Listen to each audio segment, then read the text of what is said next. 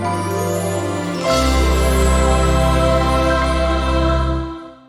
Everyone, welcome to HM chemistry channel. Myself doctor Manvinder here और हम पढ़ रहे हैं मास्टर केडर एंड लेक्चरर के केमिस्ट्री एग्जाम्स की प्रिपरेशन के बारे में।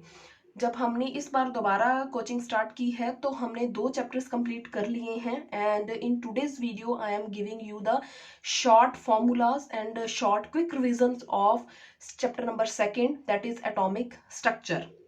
और वीडियो स्टार्ट करने से पहले मैं आपको रिक्वेस्ट करूंगी कि अगर चैनल को आपने सब्सक्राइब नहीं किया तो पहले इसको सब्सक्राइब कर लें और बेल आइकन को प्रेस कर लें ताकि आपके पास सारी वीडियोस की नोटिफिकेशन पहुंचती रहे। और इन चैप्टर्स के टेस्ट को मैंने अपलोड किया है टेलीग्राम चैनल पे, ठीक है। तो वहां पे जाके अपने टेस्ट जरूर अटेम्प्ट करना है और मेरे को बताना है कि आपके कितने मार्क्स बने हैं। और थर्ड है जो एचएम केमिस्ट्री का फेसबुक पेज है, वहां पे भी नोट्स अपलोडेड रहेंगे, शॉर्टकट्स हैं जो, ठीक है। तो आप लोगों ने तीनों जगह पे ही इसको मतलब फॉलो कर लेना है for coming updates regarding the master cadre as well as the lecturer exams regarding the chemistry subject. तो स्टार्ट करते हैं हम आज का चैप्टर जिसकी क्विक रीजन स्टार्ट करनी है, that is structure of atom. Structure of atom में जो सबसे पहले था इंपॉर्टेंट चीज वो क्या थी, that is model of atom. जो मॉडल ऑफ एटम थे, we are having 5 types of model, ठीक है। जिसमें हमारे पास फर्स्ट मॉडल है जे थॉम्सन मॉडल। क्या है? J Thomson model. J Thomson model को क्या बोलते हैं? वाटरमेलन मॉडल भी बोलते हैं and it is also known as raisin pudding model. Raisin pudding model and he is the first one जिसने मॉडल का हमारे पास डिटेल स्ट्रक्चर बताया था, ठीक है। और इसका मॉडल जो फेल हुआ था वो इस करके हुआ था क्योंकि उसने बताया था कि जो पॉजिटिव चार्ज है वो पूरा स्फीयर है और नेगेटिव कहीं कहीं पे है, तो न्यूट्रलिटी थी जो एटम की वो मेंटेन नहीं हुई इस चक्कर में। तो ये मॉडल है हमारे पास जो फेल हो गया, ठीक है। तो इंपॉर्टेंट ड्रॉबैक यही थी कि जो मास ऑफ द एटम है जो, ठीक है, इसने ये बताया कि इट इज कंसिडर्ड कि जो मास है that is evenly distributed, but problem कहां पे आई, तो चार्ज है जो that is not fully satisfied with the help of J Thomson model, right. तो सेकेंड मॉडल जो आया that is Rutherford model. Rutherford model is also known as alpha scattering experiment, right. तो in this he took the alpha source जिसको उसने से slit में से pass किया and then he pour the radiations on gold foil, ठीक है। तो गोल्ड एक्सपेरिमेंट भी बोलते हैं इसको, gold foil experiment, very important for MCQs. तो उसके बाद जब उसने स्क्रीन पे चेक किया तो उसने देखा कि ज्यादातर अल्फा पार्टिकल स्ट्रेट निकल रहे हैं, कुछ हैं जो डेविएट होके एंगल्स पे जो है हमारे पास बाहर आ रहे हैं एंड वेरी फ्यू, वन होगा कोई 10,000 या 20,000 में से जो टकरा के 180 पे वापस आया, जिससे उसने न्यूक्लियस की डिस्कवरी की। और उसने बताया कि सेंटर में हमारे पास न्यूक्लियस है और न्यूक्लियस जो है वो पॉजिटिवली पार्ट है जिसमें हमारे पास प्रोटॉन और न्यूट्रॉन्स रहते हैं और इलेक्ट्रॉन है जो वो बाहर रहेंगे। तो इसके मॉडल से बेसिकली न्यूक्लियस की डिस्कवरी हुई and in this important formula है न्यूमेरिकल्स के लिए कि जो रेडियस है that is r not a 1/3। तो आर नॉट कितना है, 1/2 इंटू 1.2 10⁻⁻15 मीटर।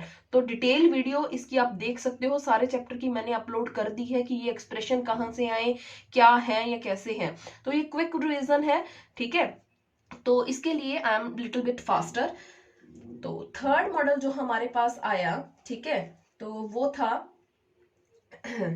ये एटॉमिक नंबर है ए, ठीक है, ये आपने पढ़ ही लिया होगा। आर नॉट कांस्टेंट रहता है, इसकी वैल्यू ये रहती है और रेडियस हम किसी की भी चीज की निकाल सकते हैं यहां से। तो थर्ड मॉडल जो मेरे पास आया वो था बोहर मॉडल। ये मॉडल क्यों फेल हो गया, रदरफोर्ड मॉडल, क्योंकि इसने ये बताया था कि जो एटम है, ठीक है, जो एटम की डिस्कवरी कर दी, इसने ये बता दिया कि ये इलेक्ट्रॉन है जो वो गोल गोल रिवॉल्व करते हैं, बट ही कुडंट एक्सप्लेन कि वाई इलेक्ट्रॉन पे नेगेटिव चार्ज है, न्यूक्लियस पे पॉजिटिव चार्ज है, तो इलेक्ट्रॉन न्यूक्लियस में क्यों नहीं गिरते, क्या चीज है जो उसको स्टेबल की हुई है, ठीक है। तो 2-3 चीजें थी इसकी, तो उसकी वजह से ये मॉडल भी फेल हो गया। थर्ड मॉडल जो हमारे पास आया, ठीक है, तो यहां तक हमारे पास एटम का number, atomic number, mass number, ये सारी चीजें हमें पता चल चुकी थी। थर्ड जो मॉडल आया that is the Bohr model, ठीक है। बोहर के मॉडल में हमारे पास क्या चीज आई, कि उसने ये बता दिया कि जो इलेक्ट्रॉन हैं वो गोल गोल रिवॉल्व करते हैं और उन सर्कुलर पाथ्स को क्या बोलते हैं, ऑर्बिट। क्या बोलेंगे, ऑर्बिट। और वो ऑर्बिट्स हैं जो वो पर्टिकुलर एनर्जी के साथ एसोसिएटेड होते हैं। वो एनर्जी हर ऑर्बिट की कांस्टेंट रहती है। मींस एक इलेक्ट्रॉन अगर एक ऑर्बिट में घूम रहा है तो उसके लिए सेकंड पे जंप करना तब तक पॉसिबल नहीं है जब तक वो एनर्जी को ना या तो ले ले या उसको लूज कर दे। तो दिस इज बोहर मॉडल। ठीक है, तो उसके अकॉर्डिंग जो हमारे पास एनर्जी थी हम वो कैलकुलेट कर सकते हैं, इसकी रेडियस कैलकुलेट कर सकते हैं, and we can calculate velocity of the Bohr जो है ऑर्बिट्स। फोर्थ मॉडल आया Sommerfeld model. Although this model is not so important, but इसका और इसका जो डिफरेंस था ये था, बोहर ने बताया था वो ऑर्बिट सर्कुलर होते हैं जहां इलेक्ट्रॉन रिवॉल्व करता है, एंड सोमरफील्ड ने ये बताया कि वो ऑर्बिट होते हैं एलिप्टिकल शेप के होते हैं, एलिप्टिकल शेप के। तो ये सारे मॉडल फेल होते गए and at the end we are having wave mechanical model. Wave mechanical model, wave mechanical का एक्सप्रेशन जो था that is psi square psi del square psi upon del x square. तो ये सारा एक्सप्रेशन था। ई energy है, ठीक है इसमें, और साई हम क्या लेते हैं, वेव फंक्शन, एम्पलीट्यूड। तो इस एक्सप्रेशन में से अगर ये सारी चीज को उठाओ तो वी कैन राइट ये। ठीक है, तो this is known as Laplacian operator. क्या बोलते हैं, लैप्लेसियन ऑपरेटर। और इसको जब सॉल्व करते गए श्रोडिंगर वेव इक्वेशन को, तो at the end we are having H psi is equal to E psi, Hamiltonian operator. ठीक है, तो ये शॉर्टकट था पांचों मॉडल्स का। चलिए जी, उसके बाद जब हमारे पास ये सारी डिस्कवरी हो चुकी है तो हमारे पास इलेक्ट्रॉन प्रोटॉन न्यूट्रॉन आ गए थे। Electron is discovered by J Thomson, proton को डिस्कवर किया गोल्डस्टेन ने, और न्यूट्रॉन को डिस्कवर किया किसने, चैडविक ने। तो प्रोटॉन जो था that leads to the discovery of anode rays, यहां से कैथोड रेज का पता लगा। न्यूट्रॉन की जब डिस्कवरी हुई थी तो चैडविक ने जो काम किया था दैट वर्क ऑन बेरिलियम। ठीक है, तो उसने 9-4 बेरिलियम लिया, अल्फा पार्टिकल्स को स्ट्राइक किया तो हमारे पास कार्बन बना, प्लस यहां से न्यूट्रॉन जो है वो रिलीज हुआ। इसमें से आपने जो याद रखना है, इलेक्ट्रॉन पे जो चार्ज होता है दैट इज -1.6 इंटू 10⁻19, और प्रोटॉन पे कितना चार्ज होता है, 1.6 इंटू 10⁻19। माइनस और पॉजिटिव का फर्क है यहाँ पे, और न्यूट्रॉन पे कोई नहीं होता। इलेक्ट्रॉन पे जो मास है दैट इज 9.1 इंटू 10⁻31, इसका जो है 1.673 इंटू 10⁻27, और इसका होता है 1.675 इंटू 10⁻27। तो ये चीजें हम ऑलरेडी बहुत डिटेल में अपने लेक्चर्स में कर चुके हैं। वेरी वेरी इंपॉर्टेंट ट्रिक जो याद रखनी है न्यूमेरिकल्स के लिए आपने, कि mass of electron that is 1/1837 to the mass of proton.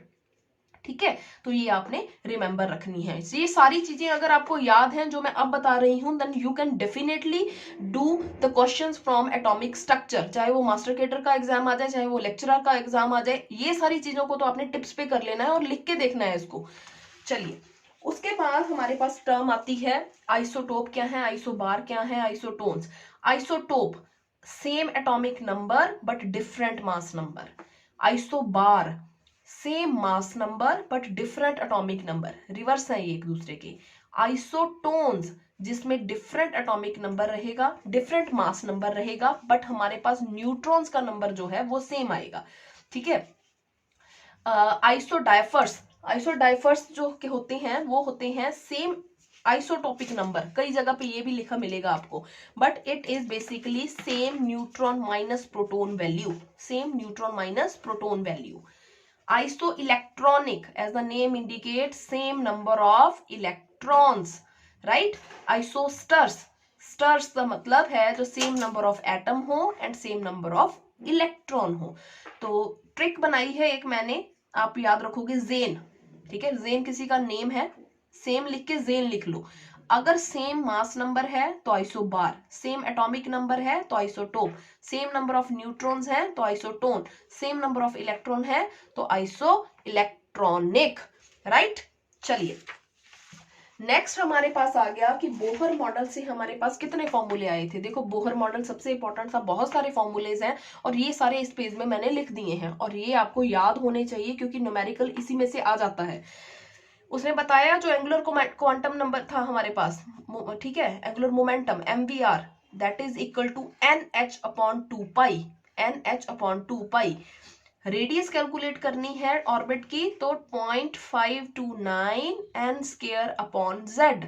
ठीक है, इससे हमें पता लगा कि जो रेडियस है it is directly proportional to n²/z। और दो एटम्स का कहीं पे भी कंपैरिजन आ जाए, मैंने न्यूमेरिकल बहुत करवाए हैं इसके, तो आपके पास फॉर्मूला रहेगा R1/R2 that is n1² into Z2/Z1। ठीक है, तो ये ध्यान रखना है। वेलोसिटी काउंट करनी है, तो वेलोसिटी के लिए हमारे पास फॉर्मूला है 2.18 इंटू 10⁻6 Z/n। मीटर पर सेकेंड है तो 6 है, सेंटीमीटर पर सेकेंड है तो यहाँ पे कितना आ जाएगा 8।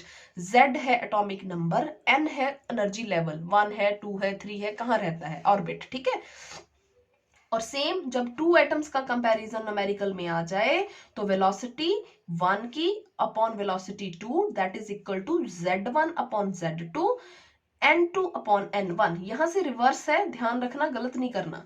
और टोटल एनर्जी जो निकालनी है आपने वो कैसे निकालोगे, total energy is equal to -2.18 into 10⁻18 Z²/n² joule atom. ठीक है, 1 इलेक्ट्रॉन वोल्ट जो बराबर होता है 1.6 इंटू 10⁻19 जाउल के।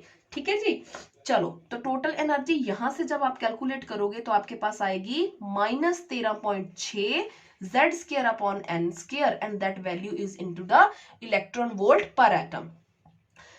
-1312 Z²/n² that is energy in kilojoule per atom, kilojoule per atom, and energy -312 Z²/n² it is kilojoule per मोल। तो अगर ये फॉर्मूले आपने 4 याद कर लिए तो न्यूमेरिकल किसी में भी दे दें तो डेफिनेटली आप कर पाओगे। तो याद करो, ये शॉर्टकट वाली वीडियो जरूर देखनी है आपने और इसको याद करना है सारा। और डेल्टा ई अगर एनर्जी का कंपैरिजन मांगा जाए, ठीक है, कहीं दो जगह पे एटम्स का पूछ लिया या दो ऑर्बिट पूछ लिया कि लेवल्स का पूछ लिया, तो del E is equal to -13.6 Z² that is equal into 1/n2² -1/n1²। तो this is all about Bohr's findings. ये किसने दिया, ये बोहर ने दिया हमें। तो बोहर के सारे ये फॉर्मूलेस मैंने यहाँ पे लिख दिए। उसके बाद आ जाता है इलेक्ट्रोमैग्नेटिक रेडिएशन। इलेक्ट्रोमैग्नेटिक रेडिएशन को याद करने के लिए जो मैंने ट्रिक दी थी आपको, that is CGX UVI MRTV। CGX UVI MRTV। C means cosmic rays, gamma rays, X rays, UV rays, infrared rays, ठीक है, microwave rays, radio waves, TV rays. ये सारी अरेंज है इंक्रीजिंग ऑर्डर ऑफ वेवलेंथ, और wavelength inversely proportional होती है frequency के, तो डिक्रीजिंग ऑर्डर ऑफ फ्रीक्वेंसी। यहां से हमारे पास इस बार के मास्टर केडर का पेपर जो है क्वेश्चन आया हुआ था, किस रीजन में, मेरिटोरियस में भी आया हुआ है और एक पिछले बार में भी आया, तो ये ट्रिक तो याद करनी है, डेफिनेटली आ सकता है इसमें से पेपर। यहां से आपके पास एक एक्सप्रेशन आया कि जो E है that is equal to h mu, it is also equal to hc/λ, hc/λ। तो h प्लैंक कांस्टेंट है जिसकी वैल्यू आपको पता है 6.6 इंटू 10⁻34 जाउल सेकेंड। अच्छा जी, उसके बाद जो प्लैंक क्वांटम थ्योरी थी ये मैंने अभी बता दिया आपको, E is equal to h mu, hc/λ होता है, लैम्डा की वैल्यू आपको पता है। ठीक है, और n भी हो सकता है अगर आपके पास हमारे पास दिया हो कि इतने फोटोन्स हैं। सपोज करो कि न्यूमेरिकल में फोटोन मेंशन कर देता है कि 2 फोटोन हैं, 3 फोटोन हैं जो निकल रहे हैं, ठीक है, तो यहाँ n लगा लेना है इस फॉर्मूला के आगे, कंफ्यूज नहीं होना। ठीक है, तो यहां से एनर्जी का जो शॉर्टकट से वो 3 फॉर्मूले निकलते हैं। Energy is equal to 19.86 10⁻26 because ये सारी कांस्टेंट है। E is equal to 2 into 10⁻25/λ meters में है। इलेक्ट्रॉन वोल्ट में ये वैल्यू आ जाएगी 12400/λ। ठीक है, और एक इलेक्ट्रॉन वोल्ट मैंने बहुत बार बता दिया ये होता है इक्वल 1.6 इंटू 10⁻19 के। चलिए जी, उसके बाद आती है ड्यूल नेचर। ड्यूल नेचर जो बताई गई थी, ठीक है, उसके अकॉर्डिंग डी ब्रोगली ने बताया था ये रिलेशन। उसने ये बताया कि जो लैम्डा होता है that is equal to h/p, that is equal to h/p and it is also equal to h/√2ke, √2ke। ठीक है, तो lambda is equal to h/√2 P that is equal to h upon root of 2 kinetic energy.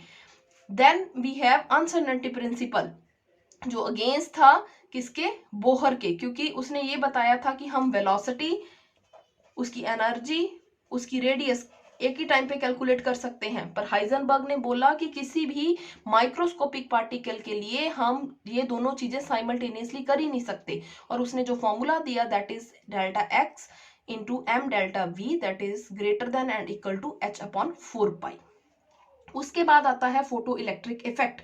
Photo electric effect जो था, याद रखना है work function, इस पे न्यूमेरिकल आ जाते हैं, ठीक है, या फिर इसका एमसीक्यू में डायरेक्ट पूछ लिया जाता है कि वर्क फंक्शन क्या होता है। वर्क फंक्शन होता है minimum energy that is required to eject electron. किसी भी मान लो सरफेस है, उस पे हमने एच म्यू एनर्जी डाली, तो वहां से अगर इलेक्ट्रॉन इजेक्ट होते हैं तो वो मिनिमम एनर्जी जो है that is known as work function, और उसकी फ्रीक्वेंसी कितनी है मिनिमम, तो उसको बोलेंगे थ्रेशोल्ड फ्रीक्वेंसी। जिस मिनिमम एनर्जी के साथ इलेक्ट्रॉन निकलता है रेडिएशंस के through that is work function, और उसकी फ्रीक्वेंसी कितनी है, थ्रेशोल्ड फ्रीक्वेंसी। एंड जो हमारे पास फॉर्मूला आया that is equal to kinetic energy जो है half m v square that is equal to h mu minus h mu not, ठीक है, और बुक्स में h mu is equal to h mu not plus half m v square ऐसे दिया होगा, ठीक है, तो ध्यान रखना है आपने। चलिए जी, नेक्स्ट आता है हमारे पास very very important thing that is hydrogen spectrum. Hydrogen spectrum में 6 तरह की लाइंस हैं, Lyman, Balmer, Paschen, Brackett, Pfund and Humphrey series. Lyman UV region में दिखता है, बाल्मर विजिबल रीजन में होता है, पास्चन होता है आईआर में, ब्रैकेट और पफंड भी आईआर में, और हम्फ्री सीरीज होती है फार आईआर रीजन में। और मेन चीज जो याद रखनी है, इसके लिए जो ग्राउंड लेवल है N1 है वो 1 से स्टार्ट होता है, N2 2 3 4 अप टू इन्फिनिटी तक जा सकता है, ठीक है, 1 लेवल याद रखो, बाकी तो इन्फिनिटी तक जाएंगे। बाल्मर के लिए N1 हमारे पास 2 होता है, पास्चन के लिए N1 3 होता है, ब्रैकेट के लिए N1 4 होता है, पफंड के लिए N1 5 होता है, और जो है हम्फ्री के लिए N1 6 होता है। जो सबसे फर्स्ट लाइन है उसको अल्फा लाइन बोलते हैं, जैसे ये सेकंड से फर्स्ट में आ रही है। जो थर्ड से फर्स्ट में आएगी उसको बीटा बोलेंगे, उसके बाद फोर्थ से जो फर्स्ट में आएगी उसको गामा लाइन बोलते हैं। तो हर केस में ऐसा ही है, जो फर्स्ट हमारे पास जो होगी इजेक्शन वो अल्फा लाइन की, फिर सेकंड वाली बीटा और थर्ड वाली को गामा एंड सो ऑन ऐसे बोलते हैं, ठीक है। और ये चीजें होगी हमारे पास हाइड्रोजन के स्पेक्ट्रम की। हाइड्रोजन के स्पेक्ट्रम से कितने तरह की लाइंस निकल रही हैं, कितनी स्पेक्ट्रल लाइन आएंगी, तो डायरेक्ट फॉर्मूला है इसका N2 minus N1 N2 minus N1 plus 1 upon 2। तो total number of spectral line can be calculated through this formula, ठीक है, तो ये याद रखना है आपने। नेक्स्ट आपके पास आता है रिडबर्ग फॉर्मूला। रिडबर्ग फॉर्मूला क्या होता है कि जो हमारे पास वेव नंबर है that is equal to 1 upon lambda that is equal to R Z square 1 upon N1 square minus 1 upon N2 square. R Rydberg constant है, जेड हमारे पास एटॉमिक नंबर वही nuclear charge, N1 N2 energy level है, और are की value हमेशा fix रहती है 109677.76। तो इसको आप 109678 भी ले सकते हो सेंटीमीटर इनवर्स, ठीक है। 1/r ये वैल्यू याद कर लो, क्योंकि बड़े जगह न्यूमेरिकल्स में सीधा 1/r आपको डिवाइड करते रहते हो पेपर में तो टाइम लगता है। तो 1/r जो है that is equal to 912 angstrom that is equal to 9.12 10⁻⁻6 centimetre. ये हमारे पास हो गया रिडबर्ग कांस्टेंट, ये हाइड्रोजन के स्पेक्ट्रम के साथ ही रिलेटेड था। नेक्स्ट हमारे पास आते हैं क्वांटम नंबर्स। क्या आ गया हमारे पास, क्वांटम नंबर। तो वेव मैकेनिकल मॉडल ने हमें बड़ी इंपॉर्टेंट चीज दी थी दैट आर क्वांटम नंबर्स, ठीक है, तो ये पूछा जा सकता है, वेव मैकेनिकल मॉडल से ये रिलेटेड है, ठीक है। तो क्वांटम नंबर हमारे पास बेसिकली 4 तरह के हैं। फर्स्ट है n that is principal quantum number, l है एजीम्यूथल क्वांटम नंबर, m है magnetic quantum number and s है spin quantum number. n is given by Bohr, Bohr ने दिया था, क्योंकि हर जगह उसके फॉर्मूलाज में आप n को यूज कर रहे हो, तो बोहर ने इसका इन्वेंट किया था। Sommerfeld gave azimuthal quantum number, Lande ने दिया था हमें magnetic quantum number, and Uhlenbeck and Goudsmit gave spin quantum number. चलो जी, अब आते हैं कि इससे पता क्या चलता है। n से हमें पता चलता है वो किस शेल में है, मतलब K L M N किस में है। N से हम उसकी एनर्जी निकाल सकते हैं, M से हम रेडियस भी कैलकुलेट कर सकते हैं, ठीक है। तो ये सारी चीजें, वेलोसिटी, तो बोहर के फॉर्मूलाज जितने भी थे वो यहाँ पे लगा दो कि क्या क्या चीजें आप निकाल सकते थे N से। L जो है वो हमें बताता है सबशेल के बारे में, ठीक है। N से तो पता चल गया वो K में है, L में है, M में है, ये L से पता चलता है कि सबशेल कौन सा है। सबशेल मींस SPDF, ठीक है जी। तो ये चीजें हैं सबशेल की। ये हमें बताता है शेप, क्योंकि अगर SPDF में आ गया तो उसकी शेप तो ऑब्वियसली पता चल गई कि S है वो स्फेरिकल है, P है वो डंबल शेप है, D होता है डबल डंबल शेप, और F की तो कॉम्प्लिकेटेड शेप है। तो बेसिकली L आपको शेप और सबशेल के बारे में बताता है।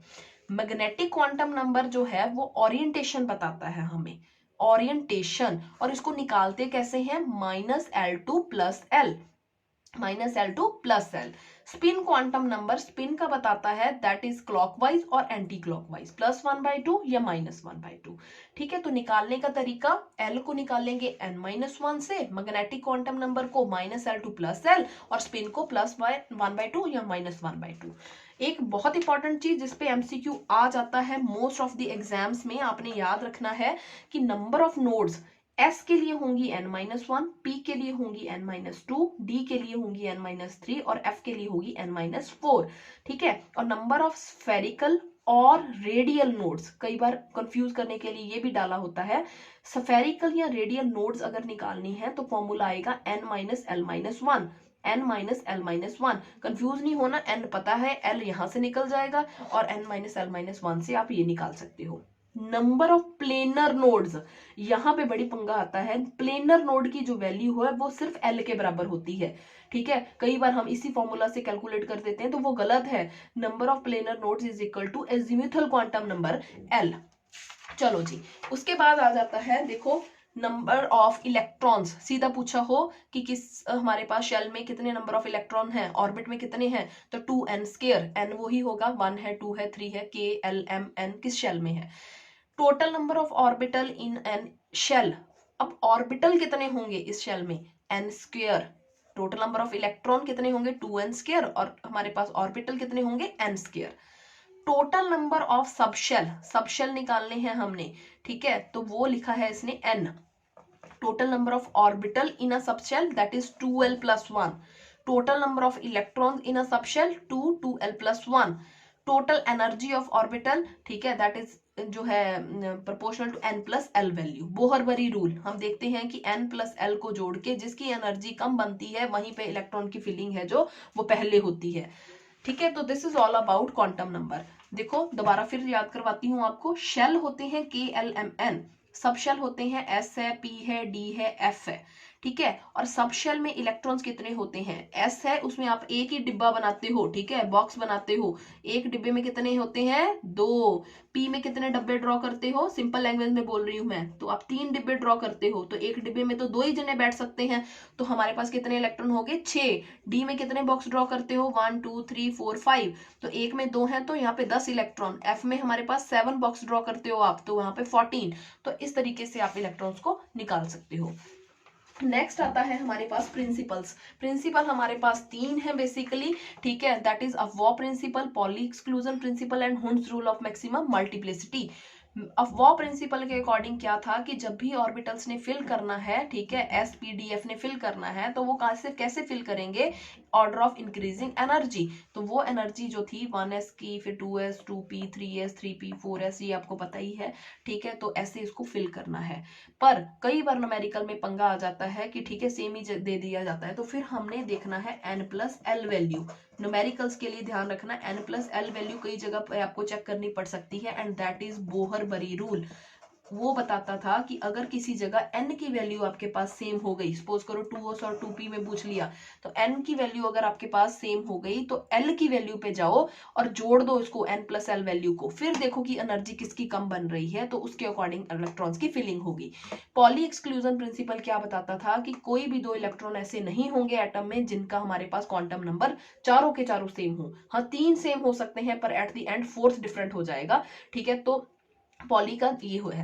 Hund's rule of maximum multiplicity क्या है कि जब भी मान लो हमारे पास ये है पी। ठीक है, जब भी आपने इलेक्ट्रॉन्स की पेयरिंग करनी है सबसे पहले इसको सिंगली फिल करो, उसके बाद डबल फिलिंग पे आना है आपने। ये नहीं है कि अपनी मर्जी से यहाँ पे 2 फिल कर दी यहाँ पे और इसको खाली छोड़ दिया, नो, पहले इसको सिंगल फिल करो फिर उसके बाद पेयरिंग करवानी है आपने। ठीक है, तो this is Hund's rule of maximum multiplicity. और एक चीज जो याद रखनी है, हाफ फिल्ड, फुली फिल्ड कहीं पे भी आ जाए थ्रू आउट द केमिस्ट्री, ठीक है, पीरियोडिक प्रॉपर्टीज में भी यही चलेगा। एक्सेप्शंस हमारे पास हमेशा फुली फिल्ड और हाफ फिल्ड की आती हैं क्योंकि वो स्टेबल होते हैं as compare to other ones. और एक बड़ी इंपॉर्टेंट चीज इसमें लगा लो या आगे, और जो और हम पीरियोडिक टेबल पढ़ेंगे वहां पे भी मैं इसको करवाऊंगी कि मैग्नेटिक मूवमेंट है that is equal to root of n n plus two. N होते हैं अनपेयर्ड इलेक्ट्रॉन, और यहां से वैल्यू पुट करने से अगर हम किसी के पास अनपेयर्ड इलेक्ट्रॉन है तो वो पैरामैग्नेटिक है, अगर वो नहीं है किसी के पास अनपेयर्ड इलेक्ट्रॉन तो वो डायामैग्नेटिक होगा। तो this is all about the atomic structure chapter, जिसकी मैंने आपको बड़ी क्विक रिवीजन करवा दी है। ठीक है, तो ये सारी चीजें तो आपके टिप्स पे होनी चाहिए क्योंकि इसी से बेस से आपके पास क्या चलेगा, न्यूमेरिकल्स चलेंगे। ठीक है, तो अब इसको याद करने के बाद आप कुछ भी करके देख लो, डेफिनेटली आपके पास वो चीजें सॉल्व हो जाएंगी। और इसका टेस्ट जो है मैंने वो टेलीग्राम पे डाल दिया है, आप सभी ने इसको अटेम्प्ट करना है और मेरे को बताना है कि आपके कितने मार्क्स बन रहे हैं, राइट। तो ज्यादा से ज्यादा इस वीडियो को शेयर करिए, अगर पसंद आई तो लाइक करके जाइए और कमेंट में प्लीज बता दिया करो कि कैसा लग रहा है आपको पढ़ के। और अगर चैनल को सब्सक्राइब नहीं किया, कोई न्यू स्टूडेंट देखने के लिए आया है तो उसने प्लीज रिक्वेस्ट है कि आप सब्सक्राइब कर लें चैनल को और कमेंट में मेरे को बता दें कि आपके कितने कितने मार्क्स बन गए हैं। ठीक है, और ये वीडियो कैसी लगी ये भी बताओ।